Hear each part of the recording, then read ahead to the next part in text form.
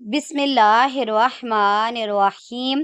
ناظرین، ماہ محرم الحرام کی 10 تاریخ کی فضیلت بیان کرنا ہمارے بس میں نہیں ہے، بس ہم صرف عبادت کر کے اس کے خواص اور برکتیں حاصل کر سکتے ہیں۔ تو آج میں آپ کو ماہ محرم الحرام کی 10 تاریخ کو ادا کی جانے والی نوافل نماز کا طریقہ بتاؤں گی۔ وقت کی نزاکت کو مد نظر رکھتے ہوئے آئیے ناظرین آج کے اس بابرکت عمل کی طرف چلتے ہیں، لیکن اس سے پہلے آپ سے گزارش ہے کہ اگر آپ اس چینل پر نئے ہیں اور آپ نے ابھی تک اس چینل کو سبسکرائب نہیں کیا تو خدارہ اس چینل کو ابھی سبسکرائب کر لیں، کیونکہ ایسے بہت سے وظائف، بہت سے اعمال آپ کے حوالے ڈیلی بیس پر کرتی رہوں گی۔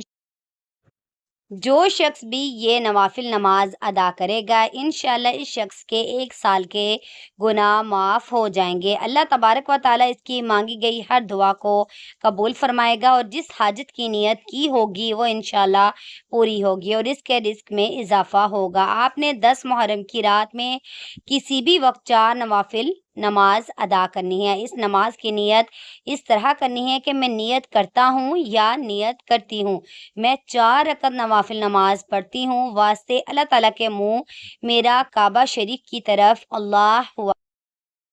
اس کے بعد آپ ثنا پڑھ کر، تعوذ اور تسمیہ پڑھ کر سورہ فاتحہ پڑھیں گے، اور پھر 1 مرتبہ آیت الکرسی پڑھیں گے، اور پھر 3 مرتبہ سورۃ الاخلاص یعنی قل هو اللہ احد کو پڑھ کر پھر رکوع اور سجدہ کر لیں، اور پھر دوسری رکعت میں بھی پہلی رکعت کی طرح ہی سورہ فاتحہ کے بعد 1 مرتبہ آیت الکرسی پڑھنی ہے اور 3 مرتبہ سورہ اخلاص پڑھنی ہے، اور اسی طرح آپ نے اس نماز کی چاروں رکعتوں میں سورہ فاتحہ کے بعد 1 مرتبہ آیت الکرسی اور 3 مرتبہ سورہ اخلاص پڑھنی ہے، اور پھر عام نوافل نماز کی طرح نماز مکمل کر۔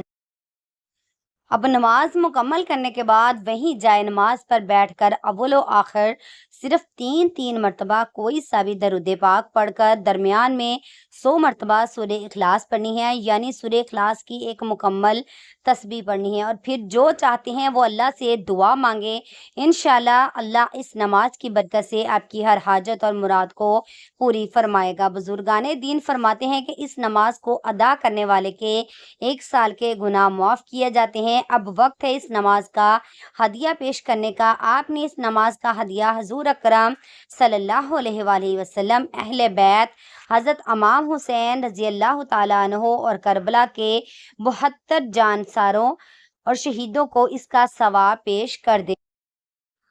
پھر آپ اس طرح دعا کریں کہ یا اللہ، میں نے جو 4 رکعت نوافل نماز ادا کی ہے، اس کو ادا کرنے میں ذرا سی بھی خطا ہو گئی ہو تو مجھے معاف فرما، اور اس نماز کو سب سے پہلے میں تیری بارگاہ میں پیش کرتی ہوں۔ بس پھر آپ اللہ سے اپنی تمام نیک جائز حاجتیں، مرادیں، تمنائیں، جائز مقصد، ضرورت یا آپ کی جو اور جتنی چاہے اتنی حاجتوں کی گڑ گڑا کر دعا مانگیں، انشاءاللہ اللہ آپ کی دعا کو اسی وقت قبول فرمائے گا۔ دعا ہے کہ رب کریم میرا سنانا اور آپ کا سننا اپنی پاک بارگاہ الہی میں قبول و منظور فرمائے، آمین۔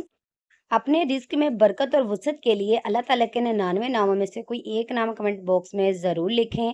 اللہ تعالیٰ ہم سب کا حامی و ناصر ہو، آمین۔ السلام علیکم ورحمۃ اللہ وبرکاتہ۔